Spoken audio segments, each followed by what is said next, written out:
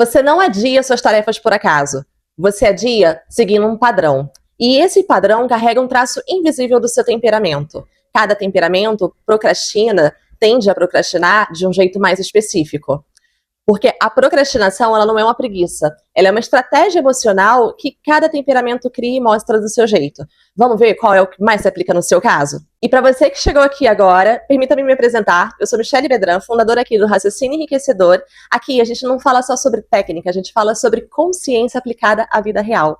Seja muito bem-vindo, seja muito bem-vinda, pode entrar que a casa é sua. Esse vídeo, ele faz parte da série Travessia dos Temperamentos. E nos vídeos anteriores, a gente falou sobre cada temperamento, sobre o lado luz e sombra dos temperamentos, temperamentos e casais. E agora a gente vai falar sobre um detalhe bem específico, que é como cada temperamento procrastina ou tende mais a procrastinar. Se você quiser assistir os vídeos anteriores para ter mais detalhes, talvez até descobrir qual o seu temperamento, o link da playlist vai estar aqui embaixo, ok? Mas antes de falar sobre temperamentos e procrastinação, vamos falar primeiro sobre procrastinação. O que é a procrastinação? A gente tende a confundir procrastinar com ficar de preguiça. Sabe aquele momento em que você não quer fazer nada, você tá ali, você só quer descansar, relaxar, curtir? Então, procrastinação não é isso.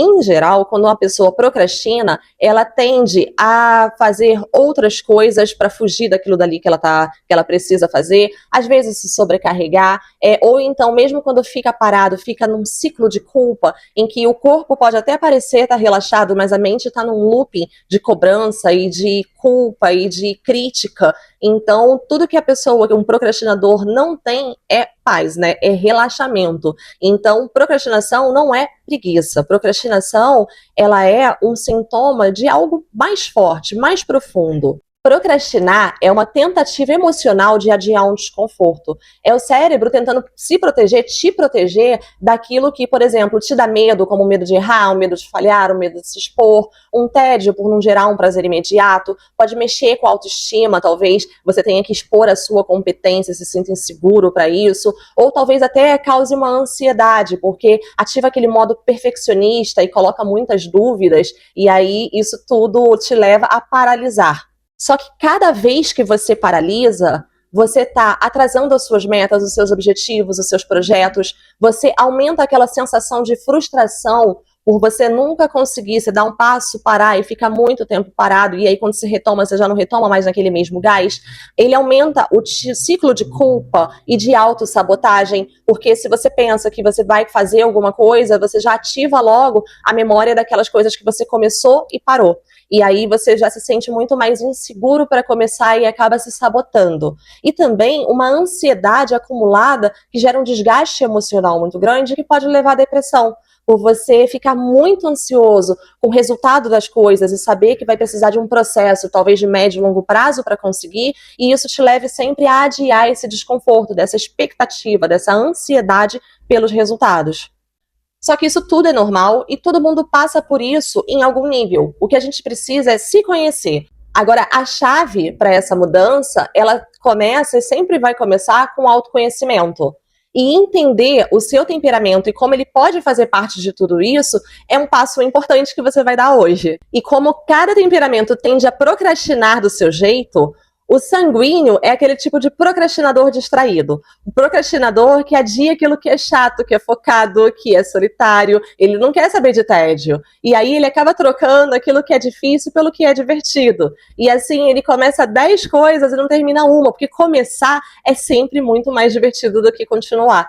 É aquele dia a dia padrão de cumprir as mesmas tarefas para conseguir ter o objetivo, isso aí é uma fuga do sanguíneo, assim, fuga tipo papaléguas. Então, o que seria uma boa forma do sanguíneo fugir, um bom jeito do sanguíneo fugir da procrastinação, daquelas tarefas que são chatas, que são focadas, que são solitárias, que ele precisa ter um certo tédio para cumprir?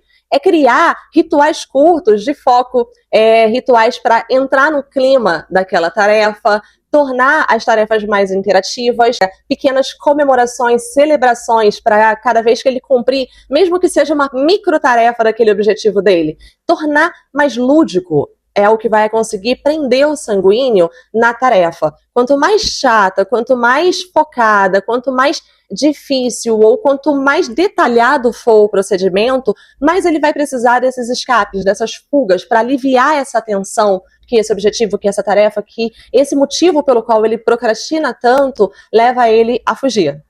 O melancólico é o procrastinador perfeccionista. Ele é aquele que adia tanto, tanto, tanto pelo medo de errar, por não estar perfeito, por ele poder receber uma crítica sobre um detalhe ou outro que ele não percebeu, e aí ele espera estar 100% pronto, com todos os detalhes, com todos os traços, só que o que acontece? Toda vez que ele olha, ele vê alguma coisa para mudar, e aí ele vai lá e vai mudar, e aí ele percebe que mudou aquilo, precisa mudar mais uma coisinha ali para adaptar, e aí ele nunca termina, ele fica nesse ciclo de buscar a perfeição sem nunca entregar, sem nunca considerar pronto, agora tá entregue, agora eu tô relaxado. E aí ele acaba planejando e não executando, ou executando tanto e com tantos detalhes que nunca se dá por satisfeito, nunca tá pronto. Definir prazo para o planejamento e para entrega é só o primeiro passo. Antes, o melancólico precisa entender que feito é melhor do que perfeito. Perfeito nunca vai estar, e é isso que eu amo tanto na melhoria contínua, que sempre vai existir aquela possibilidade de você olhar com outro olhar, com um novo lugar de crescimento, de amadurecimento, e perceber que tem alguma coisa ou outra que você pode melhorar. Só que você só melhora aquilo que você já entregou, aquilo que está já no plano da realidade, saiu do plano das ideias.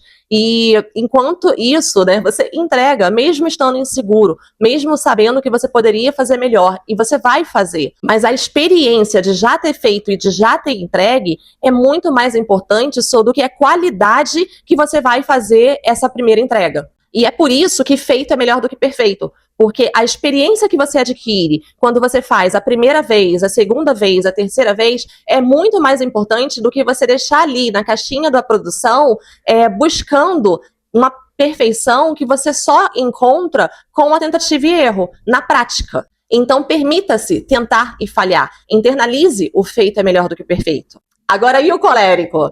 Ai, meu Deus do céu. O colérico, cara, ele é o procrastinador desdenhoso. Sabe aquela pessoa? Tem aqueles que fogem do desafio. O colérico, ele não se considera digno de fazer aquilo que não é um desafio. E sabe como o colérico age com as tarefas que não desafiam? Ele, no mínimo, leva até o tempo mais próximo que ele consegue do prazo, que é para ele ter pelo menos a adrenalina do prazo para desafiar ele. Ou então ele vai competir com ele mesmo, competir com alguém, alguma coisa, alguma forma dele fazer aquilo dali diferente, que vai deixar ele pelo menos com uma adrenalina de cumprir a tarefa um pouco mais chata. E aí, o que o colérico faz? Como tudo para ele precisa ter aquele peso da novidade, aquela coisa, aquele desafio, competição, prazo, qualquer coisa que seja, porque ele precisa se provar, ele precisa estar ali naquela turbilhão dele, né, ter toda aquela energia colocada naquilo dali, ele vai acabar ignorando as tarefas que ele considera sem perigo. Como, por exemplo, autocuidado e os bastidores daquilo que ele está fazendo. Focar demais no objetivo principal, na tarefa principal, e acabar esquecendo o ao redor, esquecer dele mesmo. E aí, o que o colérico precisa fazer? Ele precisa reconhecer o valor dos detalhes. Ele precisa lembrar que um líder cuida do todo e não só do principal. Ele precisa criar micro desafios que o motivem a fazer aquela tarefa que ele considera menos importante, sem prejuízo. Então, ao contrário do sanguíneo, que precisa tornar divertidas as tarefas dele, o colérico, ele precisa tornar desafio a tarefa dele, criar essa adrenalina, essa atmosfera de adrenalina para aquilo que ele precisa fazer, por mais chato que seja, e principalmente para aquilo que é mais chato. Agora, e o fleumático? O fleumático, ele é o procrastinador da zona de conforto. Ele é aquele que vai adiar conflito, que vai adiar uma mudança, que vai ficar esperando e esperando e esperando o momento certo, esse momento nunca chega. Afinal, ele já criou raízes, ele já está ali estabelecido, já criou a sua rotina, já está tudo conhecido, tudo planejado, tudo programado. Por que sair, né? Por que o risco? Esse é o tipo de procrastinação do fleumático, o procrastinador da zona de conforto. E a travessia para sair da procrastinação do fleumático seria começar com tomar decisões desconfortáveis. Micro decisões, mas tentar decidir mais de pronto e não ficar ponderando em busca da decisão ideal. Estabelecer prazos não negociáveis, tipo em 3 dias, sabe? Amanhã. E cumprir esses prazos, não negociar. E tem uma coisa sobre essa barganha que a gente pode fazer com os prazos que a gente estabelece para nós mesmos, que é o seguinte: quando a gente começa a barganhar com os nossos prazos, a gente acaba enfraquecendo a nossa vontade. E como assim enfraquecer a nossa vontade?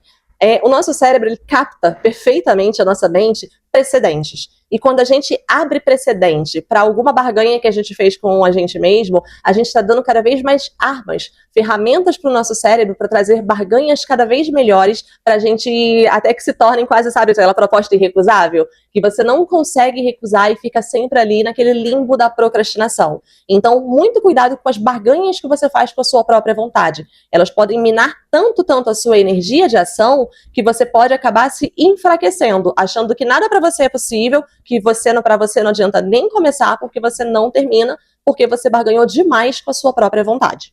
E lembrar também que não agir é uma escolha, porque se você não age por vontade própria, você vai acabar agindo nos planos de outra pessoa, ou então a vida vai te obrigar a agir, porque a verdade é que todos nós nascemos, crescemos e vivemos para seguir de uma direção, para seguir um caminho. E quando a gente não segue por vontade própria esse caminho, a vida nos empurra e às vezes dá solavanco que dói, solavancos feios. Então é sempre melhor a gente buscar o caminho do nosso crescimento, do nosso autoconhecimento por vontade própria, nunca pelos empurrões da vida. Então, como você pode perceber, cada temperamento tende a procrastinar de acordo com as suas sombras. Então, conheça as suas sombras e você vai conhecer qual é o gatilho por trás da sua procrastinação. O que a sua procrastinação está tentando evitar? Qual é o desconforto que ela está tentando te poupar? E se esse vídeo clareou algo para você, deixa seu like, se inscreve no canal. Essa foi a primeira série, ainda teremos muitas outras em busca da ampliação da nossa consciência e do nosso autoconhecimento.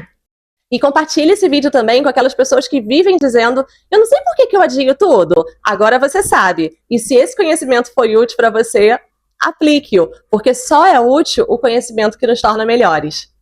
E aqui na descrição você encontra os links do e-book Construindo um Raciocínio Enriquecedor, que foi o primeiro passo da minha jornada aqui no raciocínio, de construção do que é essa ideia de raciocínio, e também do curso Arte do Bem Pensar, que são 7 chaves de virada da consciência, 7 chaves filosóficas para você mudar a forma como você vê e enxerga as coisas. E isso vai refletir, começa dentro, reflete fora e principalmente na forma como você internaliza as coisas, a forma como você pensa. Agora, você já começou a sua travessia, porque ela começa quando você para de adiar a sua própria mudança. Então, um beijo, te espero no próximo vídeo.